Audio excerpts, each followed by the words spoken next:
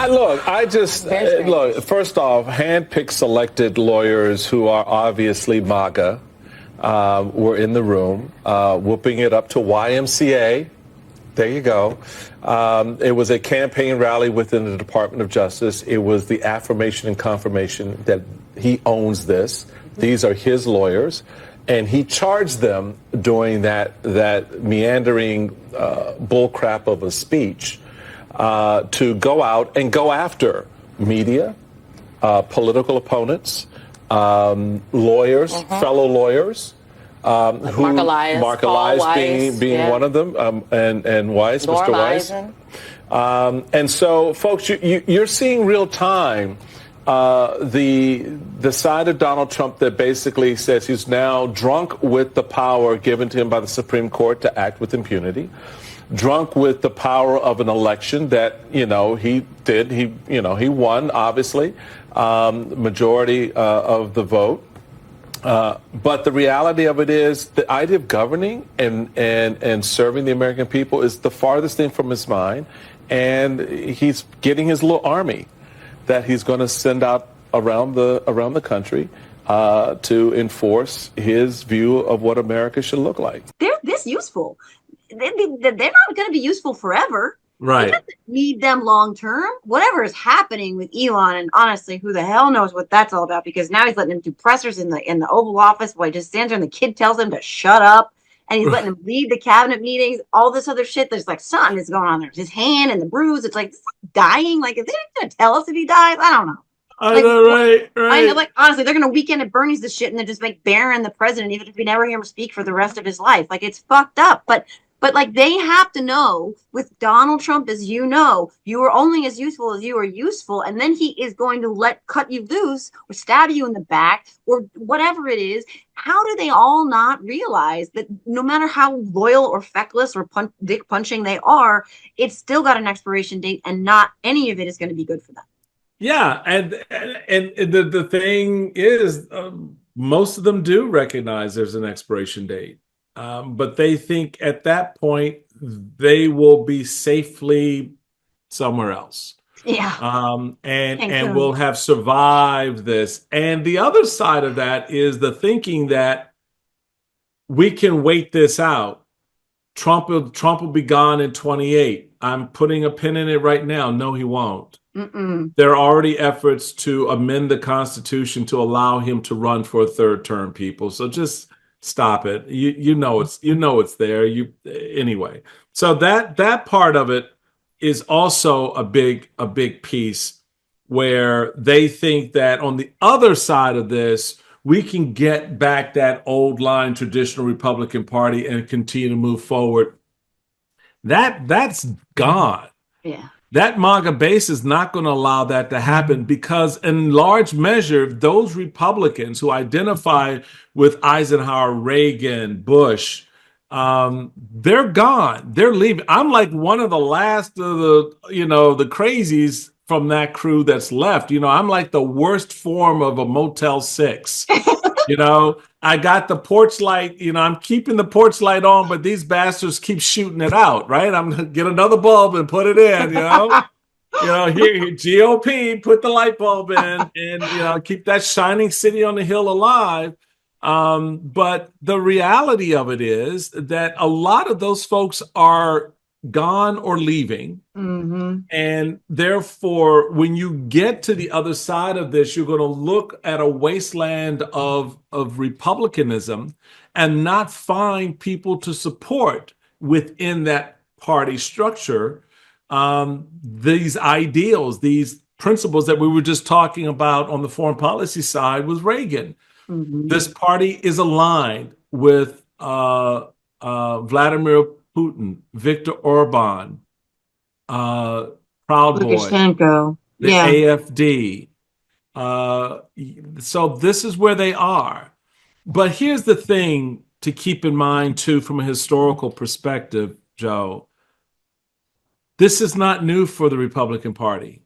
This party has always struggled against its devils, its worst angels, and has always had this sort of done this dance with right-wing nationalism in the 1930s, in the 1950s, the 1960s, on the heels of civil rights, embracing the resurgence of segregationism. That was the Southern strategy.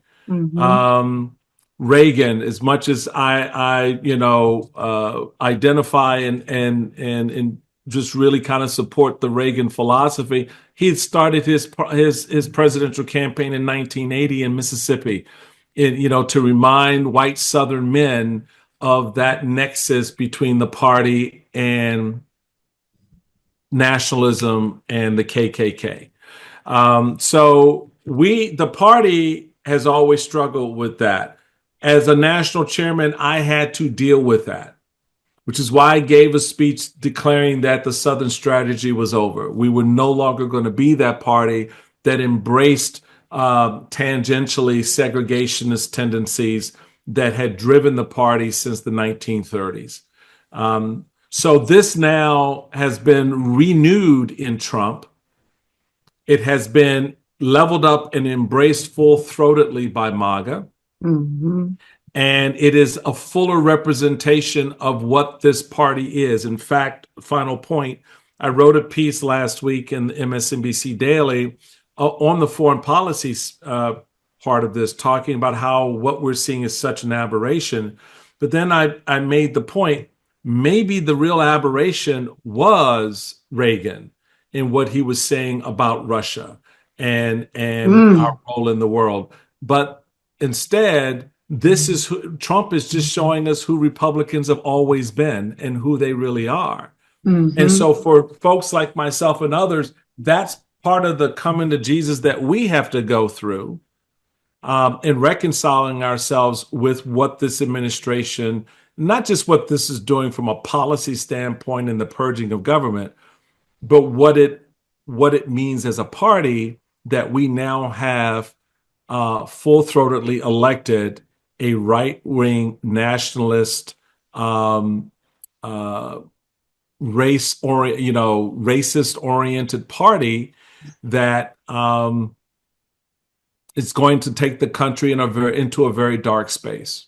I mean, it is so true, and that's always sort of been, and I hate giving him any credit for anything, but one of Trump's talents has been like shining a light on the things that people used to think that they had to sort of keep quiet, or that they couldn't express out loud, and they had to reserve those comments for, for in their private moments, because they were meant to be ashamed in public. And he basically ripped the Band-Aid off of that and said, no more political correctness, DEI, this war on DEI and all the woke nonsense.